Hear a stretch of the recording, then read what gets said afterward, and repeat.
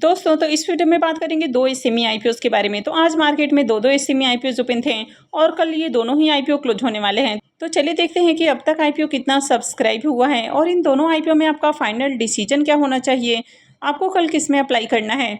तो इससे पहले कि मैं वीडियो को शुरू करूँ, अगर आप इस चैनल पर पहली बार विजिट कर रहे हैं या फिर आपने चैनल अब तक सब्सक्राइब नहीं किया है तो चैनल को सब्सक्राइब कर लें और वीडियो को भी लाइक कर दें। पहले बात कर लेते हैं फोरकास्ट स्टूडियोज आईपीओ के बारे में। तो आईपीओ 19 अगस्त को ओपन हुआ था और ये 21 अगस्त यानी कि कल क्लोज होने वाला है। तो कल इसमें अप्लाई करने का आखिरी मौका है। आईपीओ में फेस वैल्यू 10 रुपये पर शेयर है, बुकिंग प्राइस 80 रुपीज़ है और 1600 शेयर्स का लॉट है। आईपीओ के साइज को देखें तो आईपीओ 37.44 करोड़ का है और पूरी तरह से फ्रेश इशू का आईपीओ है और ये एसएमई आईपीओ है। कंपनी एनएससी एसएमई के ऊपर लिस्ट होने वाली है।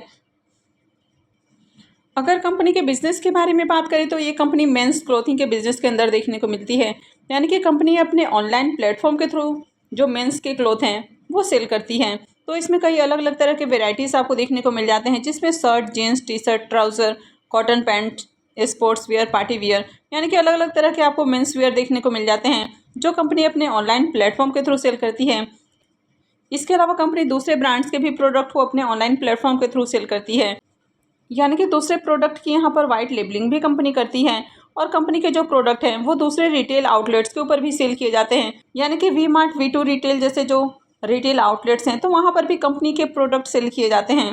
कंपनी के ब्रांड्स में FTX, ट्राइब और कॉन्टिन्यू कुछ खास ब्रांड आपको देखने को मिल जाते हैं जो कि काफ़ी पॉपुलर ब्रांड है। इसके अलावा जितने भी मेजर ऑनलाइन प्लेटफॉर्म हैं वहाँ पर भी कंपनी के प्रोडक्ट सेल किए जाते हैं, जैसे कि फ्लिपकार्ट है, मिंत्रा है, मीशो, अमेजोन, एजियो, जियो मार्ट, यानी कि जितने भी ऑनलाइन प्लेटफॉर्म हैं वहाँ पर भी इनके प्रोडक्ट देखने को मिल जाते हैं। तो कंपनी छोटी है लेकिन बिजनेस काफ़ी अच्छा है। हालांकि ये जो बिजनेस सेगमेंट है ये हाईली कॉम्पिटेटिव है।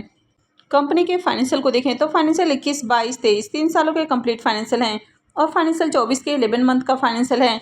तो कंपनी के एसेट को देखें तो ईयर ऑन ईयर कंपनी के एसेट के अंदर जंप है। कंपनी का रेवेन्यू भी बढ़ते हुए देखने को मिला है। कंपनी के प्रॉफिट को देखें तो ईयर ऑन ईयर कंपनी काफ़ी अच्छे प्रॉफिट भी बना रही है। कंपनी का नेटवर्थ भी कंटिन्यू इंक्रीज हुआ है। कंपनी के रिजर्व को देखें तो अभी कंपनी के पास 611 लाख का आपको रिजर्व देखने को मिल रहा है। और अगर कंपनी के डेट की बात करें तो कंपनी के ऊपर 28 करोड़ का डेट है। तो कंपनी के ऊपर डेट आपको हेवी देखने को मिल रहा है, लेकिन कंपनी आईपीओ से जो फंड रेज करेगी तो उसमें से 15.80 करोड़ रुपए कर्ज के भुगतान के ऊपर खर्च करेगी। तो आगे कंपनी का कर्ज भी आपको कम होते हुए देखने को मिलेगा, लेकिन उसके बाद भी कंपनी के ऊपर डेट आपको थोड़ा हेवी ही देखने को मिलने वाला है। तो कंपनी का फाइनेंशियल देखें तो बहुत अट्रैक्टिव नहीं है, यानी कि अगर कंपनी के डेट को छोड़ दिया जाए तो बाकी के फाइनेंशियल काफ़ी अट्रैक्टिव हैं। तो चलिए देख लेते हैं कि आईपीओ दूसरे दिन कितना सब्सक्राइब हुआ है। इस आईपीओ के डे 2 के सब्सक्रिप्शन को देखें तो दूसरे दिन आईपीओ 103.36 टाइम सब्सक्राइब हुआ है। QIBs पोर्सन में IPO 5.62 time, HNIs portion 93.24 time और रिटेल पोर्सन में आईपीओ 163.55 टाइम सब्सक्राइब हुआ है। तो यहाँ पर भी देखें तो हर पोर्सन में डिमांड आपको देखने को मिली है और आज इसमें QIBs की ओर से भी एप्लीकेशंस लगते हुए देखने को मिला है। अब तक QIBs की ओर से आईपीओ में 49 लाख से भी ज़्यादा शेयर्स के लिए बिडिंग आ चुकी है। और अगर रिटेलर्स की बात करें तो रिटेलर्स की ओर से इस आईपीओ में 1,59,000 से भी ज़्यादा एप्लीकेशंस लग चुका है, यानी कि देखें तो मार्केट में इस आईपीओ की भी बम्पर डिमांड आपको देखने को मिल रही है।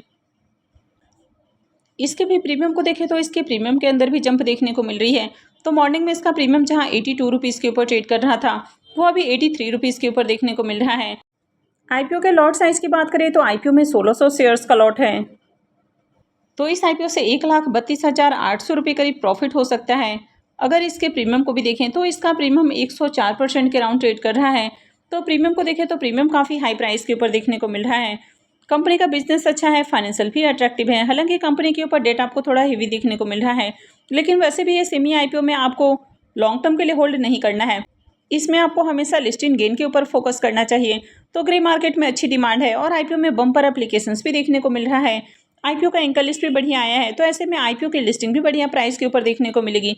तो इस आईपीओ में अप्लाई किया जा सकता है, लेकिन कहीं भी अप्लाई करने का जो डिसीजन है वो पूरी तरह से आपका अपना डिसीजन होना चाहिए। और नेक्स्ट आईपीओ है ब्रासपोर्ट लॉजिस्टिक्स आईपीओ। ये आईपीओ भी 19 अगस्त को ओपन हुआ था और ये भी 21 अगस्त यानी कि कल क्लोज होने वाला है। तो कल इस आईपीओ में भी अप्लाई करने का आखिरी मौका है। फेस वैल्यू 10 रुपये पर शेयर है, बुकिंग प्राइस 80 रुपीज़ है और 1600 शेयर्स का लॉट है।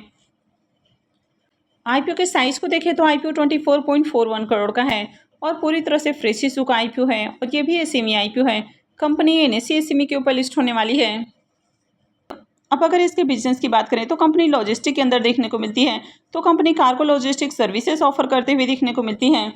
तो कंपनी न सिर्फ कार्गो की लॉजिस्टिक करती है बल्कि उनको वेयर हाउसेस में रखवाने की फैसिलिटी भी देती है। और इसके अलावा उनकी जो कस्टम क्लियरेंस है यानी कि कस्टम क्लियरेंस सर्विसेज भी कंपनी ऑफर करती है। तो कंपनी इंडिया के साथ ही जर्मनी, वियतनाम, UAE, हांगकांग और बांग्लादेश में भी अपने सर्विसेज ऑफर करती है। कंपनी के फाइनेंशियल को देखें तो यहाँ पर आपको फाइनेंशियल 21, 22, 23 और 24 4 सालों के कंप्लीट फाइनेंशियल देखने को मिलता है। कंपनी के एसेट को देखें तो ईयर ऑन ईयर कंपनी के एसेट के अंदर जंप है।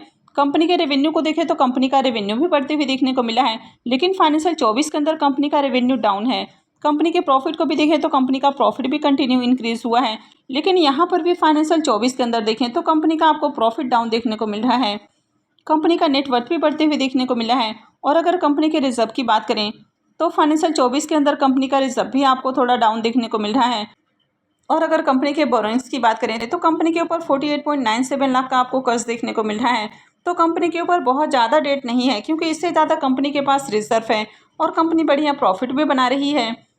तो कंपनी कभी भी अपने कर्ज को पूरी तरह से ख़त्म कर सकती है। लेकिन यहाँ सबसे बड़ा जो कंसर्न है कि फाइनेंशियल 24 के अंदर कंपनी की जो ओवरऑल फाइनेंशियल है वो पहले से वीक देखने को मिला है। लेकिन अगर ओवरऑल फाइनेंशियल को कंसीडर करें तो कंपनी का फाइनेंशियल आपको ओके देखने को मिलता है। तो चलिए अब देख लेते हैं कि IPO दूसरे दिन कितना सब्सक्राइब हुआ है। इसके डे टू के सब्सक्रिप्शन को देखें तो दूसरे दिन 155.48 टाइम सब्सक्राइब हुआ है। QIBs पोर्सन में IPO 16.83 टाइम, HNIs पोर्सन में 106.01 टाइम और रिटेल पोर्सन में IPO 229.88 टाइम सब्सक्राइब हुआ है। तो यहाँ पर देखें तो दूसरे दिन भी IPO में शानदार डिमांड आपको देखने को मिली है और हर पोर्सन में एप्लीकेशंस है। इस IPO में देखें तो रिटेलर्स की ओर से दूसरे दिन 1,72,000 से भी ज़्यादा एप्लीकेशंस लग चुका है, तो इसमें भी बम्पर डिमांड है। अब अगर इसके प्रीमियम को भी देखें तो इसके प्रीमियम में लगातार जंप देखने को मिल रही है। तो मॉर्निंग में इसका प्रीमियम जहां 92 रुपीज़ के ऊपर ट्रेड कर रहा था वो अभी 110 रुपीज़ के ऊपर देखने को मिल रहा है और IPO में 1600 शेयर्स का लॉट है। तो इस IPO से 1,76,000 रुपये करीब प्रॉफिट हो सकता है। अगर इसके प्रीमियम को भी देखें तो इसका प्रीमियम 137% से भी ऊपर ट्रेड कर रहा है। अब अगर इस सेमी IPO से रिलेटेड नियम चेंज नहीं किए जाते तो IPO की बम्पर लिस्टिंग देखने को मिलती है, लेकिन अभी ये सेमी IPO में प्राइस कंट्रोल कैप लगा दिया गया है। तो ऐसे में इस IPO की लिस्टिंग मैक्सिमम आपको 90% प्रीमियम के साथ होते हुए देखने को मिल सकती है, यानी कि इस IPO से लिस्टिंग के साथ ही पैसे डबल होने की पूरी उम्मीद है। कंपनी के बिजनेस के बारे में बात करें तो कंपनी का बिजनेस अच्छा है, फाइनेंशियल भी ओके है, IPO का एंकर लिस्ट भी ठीक है और IPO की देखें तो मार्केट के अंदर बम्पर डिमांड भी आपको देखने को मिल रही है और प्रीमियम एकदम हाई प्राइस के ऊपर देखने को मिल रहा है। तो इस IPO में भी अप्लाई किया जा सकता है, लेकिन इस सेमी IPO में अप्लाई करने से पहले अपने रिस्क रिवॉर्ड को जरूर कैलकुलेट करें और उसके बाद ही कहीं भी इन्वेस्टमेंट करें। और इसमें अप्लाई करने का जो डिसीजन है वो पूरा का पूरा आपका अपना डिसीजन होना चाहिए। तो आप इन दोनों IPO में से किस में अप्लाई करने वाले हैं कमेंट करके ज़रूर बताएं। तो आई होप कि आपको वीडियो अच्छी लगी होगी। तो अगर आपने इस वीडियो को अब तक लाइक नहीं किया है तो वीडियो को लाइक कर दें और चैनल को भी सब्सक्राइब करके रखें। और वीडियो को अंत तक देखने के लिए आप सबको बहुत बहुत धन्यवाद।